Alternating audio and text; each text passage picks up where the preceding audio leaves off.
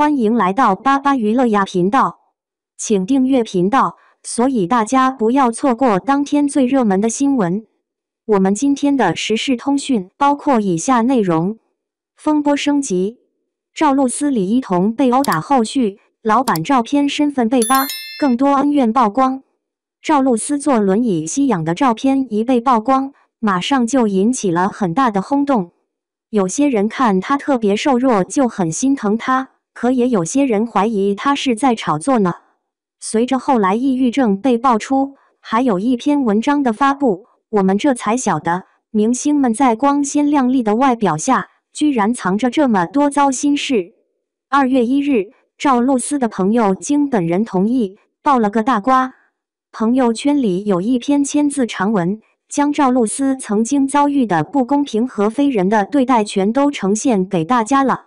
这事儿真让人不敢相信啊！要知道现在赵露思那可是一线女艺人的咖位呢，真想不到她以前被老板那样欺负。你的知道，在2025年的时候，赵露思去拍了传闻中的陈芊芊呢。到了2025年呀，就靠着这部剧一下子大火起来啦。这才是真正在众多观众心里留下了印象呢，事业也就跟着越来越好了。不过呢，在这部剧播出之前，赵露思没什么太大的知名度，老是跑去别的剧组试戏，还老是失败呢。2025年2月，离传闻中的陈芊芊开拍就差1个月的时候，她试戏又没成功。老板把赵露思叫到厕所里，在那儿说她太胖了，还批她接不到戏，一个劲儿的从各种方面打压她。那时候赵露思没什么咖位呢，老板指责她的时候，她就只能乖乖听着老板训斥，一声都不敢反驳。没成想，一声不吭的结果是老板越发变本加厉了。露思本以为老板生气摔门走了后，这事儿就算完了，就打算收拾东西回去呢。那天正下着雨呢，就见露思要走，嘿，老板反倒又追了上去。具体也搞不清是想上来扇她一巴掌呢，还是想抓住她头发却没抓着，反正最后露思被老板给打了。露思住在这个朋友家呢。那天晚上朋友一回去，就瞧见黑咕隆咚的房间里，露思一个人在客厅缩成一团，整个人惊恐极了，嘴里念叨着：“我不晓得为啥要打我呀，我好害怕呢。”那时候他俩年纪都不大，又没什么证据。露思呢，担心要是跟家里人说了，就算违约也得赔偿，她怕会连累家人。我没什么分量，说的话也没人重视，那就只能忍着这件事了。第二天，老板跟个没事人似的，轻飘飘一句喝多了就把这事儿给带过去了。当时啊，赵露思在那种状况里，都快疯了的5个人一起上才把她给拉住呢。虽说大家都在安抚她，可没有一个人站出来为她说话呀。赵露思在那段时间的照片都被网友给找出来了，网友发现照片里她的脸当时也都被挡住了。就在众人都在质疑爆料是不是真的时候，有个圈内人也出来替赵露思讲话了呢。不过这人表示自己是赵露思前公司的老板，和他现在的公司没关系。然后呢，有个赵露思的超级粉丝就把这位前老板是谁给爆出来了，这人就是银河酷娱的创始人兼 CEO 李伟。当时有黑粉说了赵露思的坏话，可身为老板的居然还点赞呢。去翻一翻李伟的个人资料，就会发现他以前可是湖南台的一个栏目制作人呢，还做了好多综艺呢。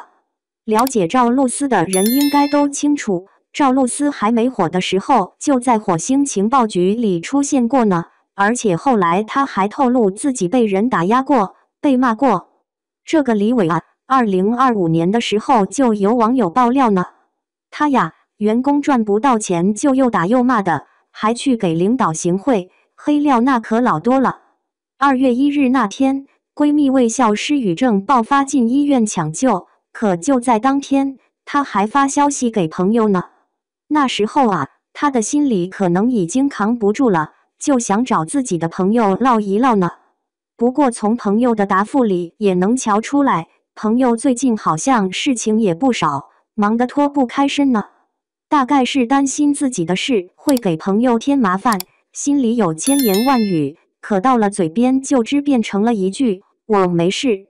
刚进公司的时候，公司领导就打压我，说我长得不好看，还太胖了。后来呢，网友也吐槽我胖，管我叫内娱普女。赵露思骨架小吗？所以瞅着不会很柴，还有点肉感呢。她可是一直都不胖的。在这么极为严格的标准下，为了迎合近乎病态的审美，她身高161呢，现在可倒好，一个劲儿的减到只剩68斤了。这体重啊，连小学生都比不上呢。小圆脸原本挺可爱的，现在瘦的脸都没了，骨头都清清楚楚能看见。闺蜜微笑说，2月的时候露丝就身体不舒服了，可一直没去医院呢。进组拍摄恋人之后，到了2月1日病症就突然爆发了，人整个都站不住，话也说不了啦。10天的治疗结束了，现在已经可以说话了，也正在慢慢进行复健呢。赵露思在治疗的时候还调皮地安慰自己的朋友呢，就怕朋友担心呀。露思得知自己进医院的消息被传开后，立马就想到托朋友给大家报个平安，好让大家别太担心。可是趁着露丝生病这当，还有人打算请水军拿露丝生病的事儿大做文章呢。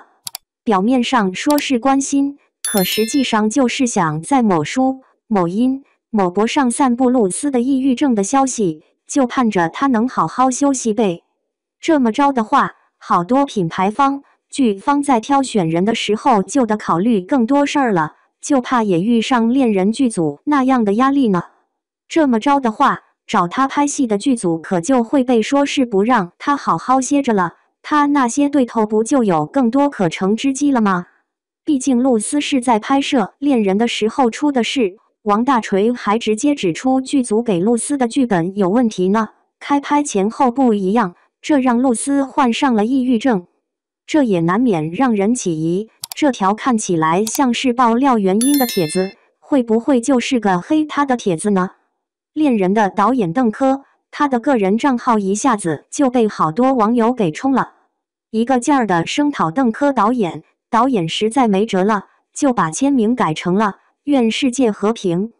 说到底，剧本这玩意儿也不是一个导演能说了算的，这种没头没脑的攻击会让赵露思更处于一种孤立无援的境地，到时候谁还敢用她呀？大家都怕自己被喷呢。这下子那些黑水的目的可就完全达成了。要是赵露思的粉丝在这种时候就更得理智些，可别被那些有心之人给利用了。赵露思在综艺里说过，她有一阵儿特别不开心，那时候都不想演戏了，就想离开娱乐圈。她本以为妈妈会骂她干啥啥不行呢，结果她妈妈直接把合同找出来，看看解约的赔多少钱。也许啊，自己孩子过得好不好，开不开心，哪怕孩子不说，当父母的那可都是实实在在能看在眼里的呢。所以啊，妈妈这才跟以往不一样了，不像以前那么严格了呢。她那时候还笑着讲呢，说自己可会调节情绪了，抗压能力棒得很。多数情况下，大家眼中的赵露思就是古灵精怪的，成天哈哈大笑，情商特别高。要是碰到些黑屏呢，她也老是能通过自嘲把事儿给化解喽。而现在呢，那个能把大家逗得开怀大笑的小女孩，到底还是倒下了呀。赵露思的公司马上就把微博给封锁了，到现在也没正面给个回应呢。赵露思呀，希望你能快点好起来呢，别太在意外界那些声音啦，就做自己就行啦。依据官方媒体中国传播2025年2月1日的消息，赵露思的好友在社交平台发了个文，文里说呢，以前在北京试戏的时候，被自己所属的经纪公司银河酷娱的老板在凌晨2点又骂又打。不过呢，为了让文章读起来更顺畅，可能会对细节进行润色。大家要理智的去读这仅供参考呀。